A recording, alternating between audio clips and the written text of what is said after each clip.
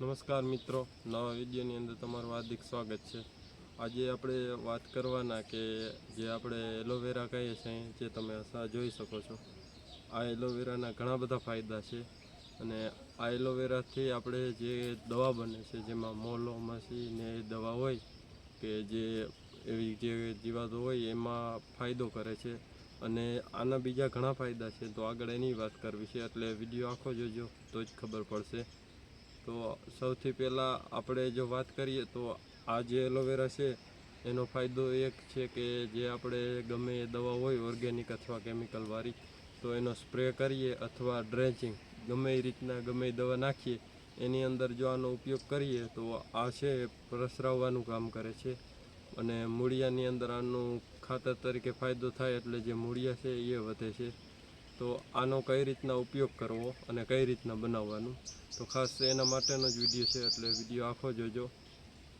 તો સૌથી પહેલાં આપણે 3 કિલો આ લેવાની છે એલોવેરા, 3 કિલો એલોવેરા અને 1 કિલો ગોળ અને 10 લીટર પાણી, આ 3 વસ્તુને મિક્સ કરી અને તમારે 10 થી 12 દિવસ લગી રાખી દેવાનું।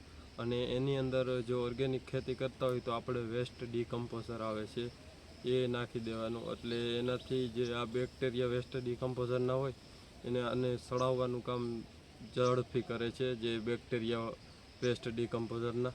તો આ રીતના દવા બનાવી શકાય અને આ દવા 15-20 દિનની અંદર કમ્પ્લીટ તૈયાર થઈ જાય છે। બાકી વાતાવરણ જો ગરમીવાળું વાતાવરણ હોય તો થોડીક વહેલી તૈયાર થાય, અને જે આપણે વાદળછાયું અથવા ટાઢું વાતાવરણ ઠંડુ હોય ઠંડી, તો થોડીક દવા મોડી તૈયાર થાય છે। તો આ દવા તૈયાર થઈ ગયા પછી કઈ રીતના સ્પ્રે કરવો, તો 250 ml જે આ દવા છે એને ગાળી અને 250 ml લેવાની। અને જો તમે ડ્રેન્ચિંગ અથવા ટપકથી પાવી હોય તો તમારે 4 થી કરી અને 8 લીટર જે આપણે 1 એકર દીઠ આ રીતના એનો ઉપયોગ કરી શકાય। તો આના ઘણા બધા ફાયદા છે, તો જેમ બને એમ આ રીતના આપણે ઉપયોગ કરીએ તો બધે કરતાં સારું। અને જો કોઈ કેમિકલવાળી દવા છાંટતા હોય તો એમાં આપણે મોંઘી જે કંપનીના જે આપણે એમ કહીએ છીએ ગુંદરિયા આવે, એના કરતાં જો આપણે ઘરે જ તૈયાર કરીએ તો આનો બહુ બેસ્ટ રિઝલ્ટ છે। તો એ કઈ રીતના તૈયાર કરવાનું, તો આપણે જે એલોવેરા છે એનો આ બે સાઈડની જે છાલ કાઢી અને પછી તમારે એની અંદર જે ગરબ હોય એને ગરમ પાણીમાં નાખી અને જેટલું તમારે બનાવવું એ રીતના ઘોળી, અથવા મિક્સર હોય તો મિક્સરની અંદર ઘોળી અને એનો ઉપયોગ કરી શકો છો। જે તમારે કદાચ પંપની અંદર જેટલા પ્રમાણમાં નાખવું એ પ્રમાણે તમારે તૈયાર કરવાનું। એમાં ઘાટું વધારે રાખવું હોય તો એ રીતના ગરમ કરવાનું, એટલે જે એની આ તમે જોઈ શકો છો કે જે આ ચિકાસવાળી હોય એ થોડીક પીગળી જાય, એટલે પંપમાં ક્યાંય વાંધો ન આવે। તો ખાસ એના માટેનો જ વિડીયો હતો।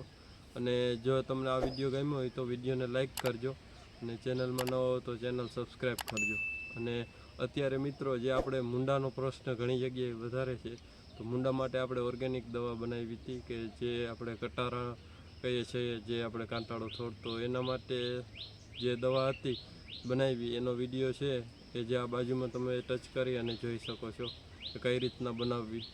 ધન્યવાદ। જય ગૌ માતા।